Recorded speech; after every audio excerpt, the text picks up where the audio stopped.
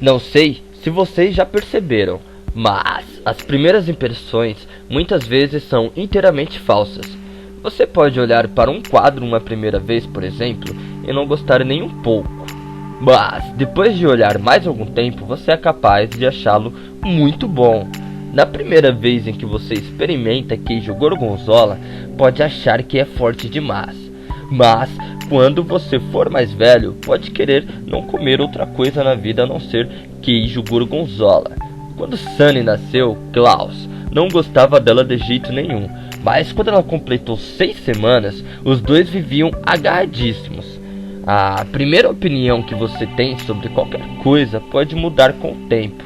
Eu gostaria de poder dizer para vocês que os Powder estavam enganados nas primeiras impressões que tiveram sobre o Conde Olaf em sua casa, como muitas vezes acontece. Mas naquelas impressões de que o Conde Olaf era uma pessoa horrível e que sua casa era um chiqueiro deprimente estavam absolutamente corretas. Durante os primeiros dias que seguiram a chegada dos órfãos à casa do Conde Olaf, bem que Violet, Klaus e Sunny se esforçaram para se sentir à vontade no novo ambiente, mas de nada adiantou. Apesar de a casa do Conde Olaf ser bem grande, as crianças foram postas juntas num único quarto nojento com uma só cama para os 3. Violet e Klaus se revezavam para dormir nela, uma noite na cama, outra noite no chão duro de madeira.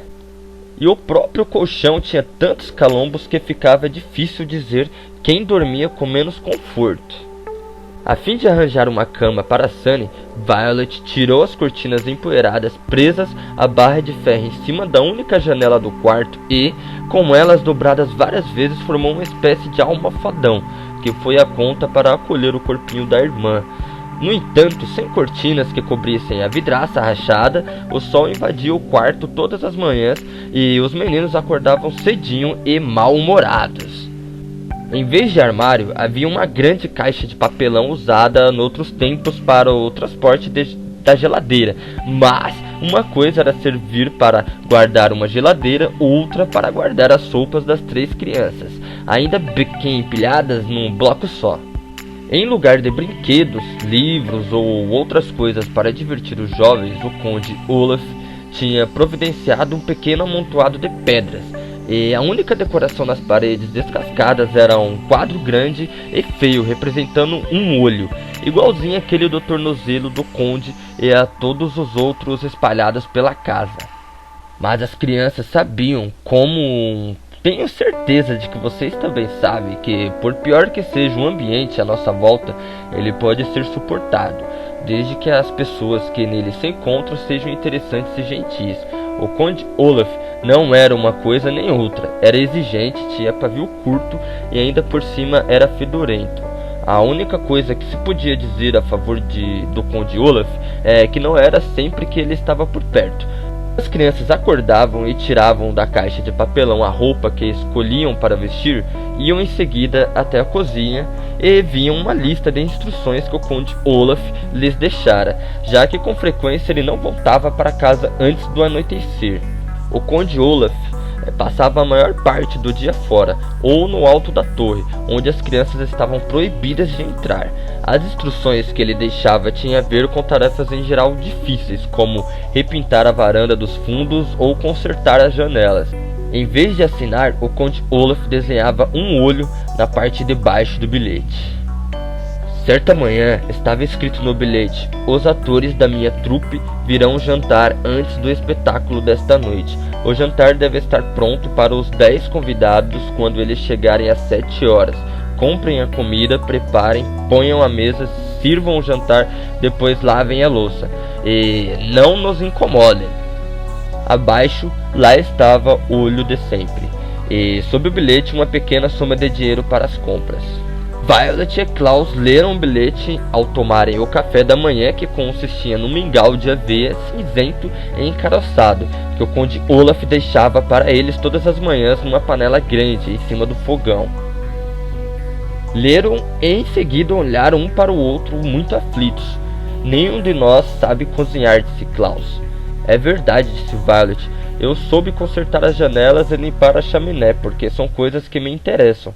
Mas em matéria de cozinha, o máximo que eu sei fazer são torradas. E às vezes você ainda queima as torradas, disse Klaus. E eles riram. Estavam se lembrando de uma ocasião em que os dois se levantaram cedo para preparar um café da manhã especial para os pais. Violet havia queimado a torrada e seus pais, sentindo o cheiro de queimado, desceram a escada correndo para ver o que tinha acontecido.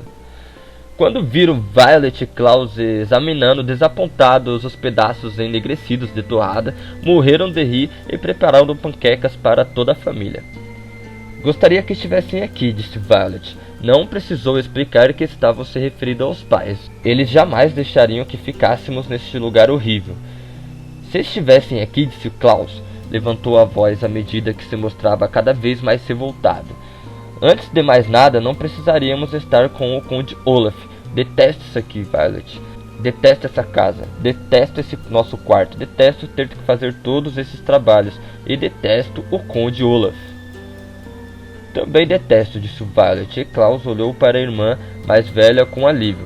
Às vezes o simples fato de você dizer que detesta alguma coisa e ler alguém que concorda com você ajudá-lo a suportar uma situação horrível. Detesto tudo o que há em nossa vida neste momento, Klaus disse a ela, mas vamos ter que manter o queixo erguido. Essa era uma expressão que o pai dos meninos costumava usar e que significava tentar não perder o ânimo.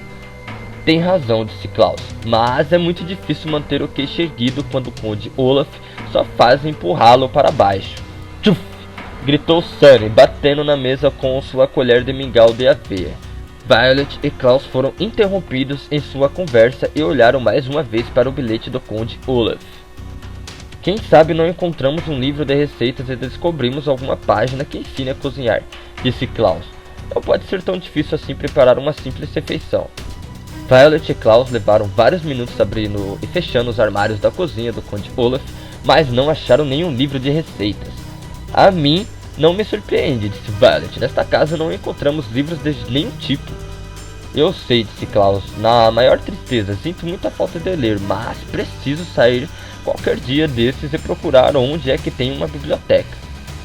Mas não hoje, disse Violet. Hoje temos que cozinhar para 10 pessoas. Nesse momento, bateram na porta da rua. Violet e Klaus se entreolharam nervosos. Quem neste mundo poderia querer visitar o Conde Olaf? Violet indagou a si mesma em voz alta. Talvez seja alguém que esteja querendo nos visitar, disse Klaus, sem maiores esperanças. Desde a linda de seus pais, a maioria dos amigos dos órfãos Baldur tinham deserdado. E quando digo tinham deserdado, quero dizer que pararam de telefonar ou escrever para eles. Não apareceram nenhuma vez para ver como estavam, deixando-os muito solitários. É evidente que vocês e eu jamais faremos uma coisa dessas com algum conhecido que estivesse de luto, mas é uma triste verdade da vida. Quando perdemos um ente querido, os amigos às vezes nos evitam, justamente quando a presença de amigos é mais necessária. Violet, Klaus e Sunny foram andando devagar até a porta da rua e espionaram pelo olho mágico, que, como era de esperar, tinham também a forma de um olho. Ficaram encantados ao ver a juíza Strauss, que os examinava do outro lado, e abriram a porta. Juiz Strauss, exclamou Violet, que bom que a senhora veio. Estava a ponto de acrescentar, entre, por favor, mas pensou duas vezes e concluiu que a juíza provavelmente não quereria se aventurar naquela sala suja e pouco iluminada. Por favor, perdoe-me por não ter aparecido antes, disse a juíza, enquanto os Baldur se postavam diante da entrada meio contrafeitos. Eu bem que tive vontade de ver como vocês estavam se acomodando na nova casa, mas tive um processo muito difícil na Suprema Corte, que me deixou sem tempo para mais nada. Que tipo de processo foi? Perguntou Klaus, privado de leitura como se achava. Estava faminto por informações novas. Na verdade, não posso discuti-lo, disse a juíza, porque é um assunto oficial, mas posso dizer que envolve uma planta venenosa e o uso ilegal de um cartão de crédito alheio. Lica! Gritou Sunny, como se quisesse dizer, que interessante, embora evidentemente não houvesse a menor possibilidade de Sunny ter entendido o que estava sendo dito. A juíza Strauss baixou os olhos para Sunny e riu. É o caso Ica, disse, e estendeu a mão para acariciar a cabeça da menina. Sunny pegou a mão da juíza e a mordeu gentilmente. Isso significa que ela gostou da senhora, explicou Violet. Ela morde com muita força, morde para valer quando não gosta de alguém, ou quando alguém quer dar banho nela. Sei, disse a juíza Strauss. Agora me digam, como é que vocês estão? Há alguma coisa que vocês desejam? As crianças se entreolharam com o pensamento em tudo o que desejavam. Outra cama, por exemplo, um berço decente para Sunny, cortinas para a janela do quarto, um armário em vez da caixa de papelão, mas que tudo, porém, desejavam não ter nenhum tipo de ligação com o Conde Olaf, é claro. Mas que tudo isso desejavam estar morando com seus pais novamente em sua casa de verdade, o que era impossível. Sabiam muito bem. Violet, Klaus e Sunny ficaram todos, olhando para o chão refletido com infelicidade na pergunta, até que Klaus falou. Poderíamos pedir emprestado um livro de receitas? Disse. O Conde Olaf mandou que fizéssemos um jantar esta noite para os atores da sua companhia teatral, e não conseguimos achar nenhum livro de receitas em casa. Deus do céu, disse a juíza, parece exagero pedir que crianças cozinhem para toda uma companhia teatral. O Conde Olaf nos dá muitas responsabilidades, disse Violet. O que ela quis dizer foi: o Conde Olaf é um homem mau, mas era uma menina bem educada. Bom, por que vocês não vêm comigo até a minha casa e não procuram um livro de receitas que lhe agrade? Os jovens aceitaram o convite e seguiram a juíza Strauss, passando ao interior de sua tão bem cuidada casa. Ela os levou por um elegante corredor com perfume de flores até um vasto salão, e quando viram o que haviam ali, quase desmaiaram de encantamento, especialmente Klaus. A sala era uma biblioteca, não uma biblioteca pública, mas uma biblioteca particular, ou seja, uma grande coleção de livros pertencentes à juíza Strauss. Havia estantes e mais estantes repletas, e todas as paredes, do chão ao teto delas, o único lugar em que não se viam livros era um dos cantos, onde havia poltronas que pareciam bem confortáveis e uma mesa de madeira com pontos de luz projetada sobre ela, perfeitos para a leitura. Apesar de não ser tão grande quanto a biblioteca de seus pais, aquela era igualmente aconchegante, e os jovens Baldler estavam empolgados. É uma biblioteca maravilhosa, parabéns, disse Violet. Muito obrigada, disse a juíza. Venho colecionando livros há anos, e tenho muito orgulho de minha coleção. Contanto que cuidem direitinho deles, e estão todos à disposição de vocês, quando quiserem. Vejam os livros de receitas, ficam na parte esquerda. Vamos dar uma olhada neles. Vamos, disse Violet. Se não se importar, gostaria de olhar os livros que tratam de engenharia mecânica. Inventar coisas é minha paixão. E eu gostaria de olhar livros sobre lobos, disse Klaus. Ultimamente ando fascinado pelos animais selvagens da América do Norte. Liv! Gritou Sunny, querendo dizer, por favor, não se esqueçam de pegar um livro com figurinhas para mim. A juíza Strauss sorriu. É um prazer conhecer jovens interessados em livros, disse. Mas primeiro acho que precisamos encontrar uma boa receita, não é mesmo? As crianças concordaram e por cerca de 30 minutos examinaram diversos livros de receitas recomendados pela juíza. Para dizer a verdade, os três órfãos estavam tão entusiasmados por se encontrar fora da casa do Conde Olaf, naquela agradável biblioteca, que se distraíam e sua atenção se desviava um pouco, impedindo-os de se concentrar no campo da culinária. Mas, finalmente, Klaus descobriu um prato que parecia delicioso e fácil de fazer. Escutem só, disse, puttanesca. É um molho italiano para massas. Prepara-se com azeitonas, alcaparras, anchovas, alho, salsa picada e tomates misturados na panela. Depois é só fazer espaguete e juntar com o molho.